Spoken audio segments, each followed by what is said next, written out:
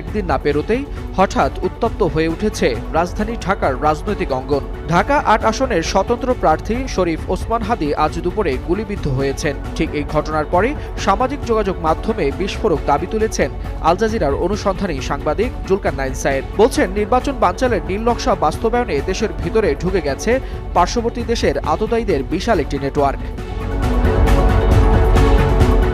শুক্রবার দুপুরে রাজধানীর বিজয়নগরে জুমার নামাজের পর নির্বাচনী প্রচারণায় অংশ নেন ইনকিলাব মঞ্চের মুখপাত্র ও ঢাকা ৮ আসনের স্বতন্ত্র প্রার্থী শরীফ ওসমান হাদী। ঠিক ওই সময় দুর্বৃত্তরা তার উপর গুলি চালায়।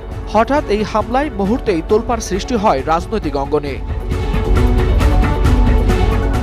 ঘটনার কিছুক্ষণ পরেই নিজের ফেসবুক পেজে জুলকারনাইন সায়েদ লিখেছেন, গত কয়েক মাসে পার্শ্ববর্তী রাষ্ট্রের গোয়েন্দা সংস্থা অন্তত ৮০ জন আততায়ীকে বিভিন্ন সীমান্ত পথে বাংলাদেশে অনুপ্রবেশ করিয়েছেন। তাদের টার্গেট নির্বাচনে অংশ নেওয়া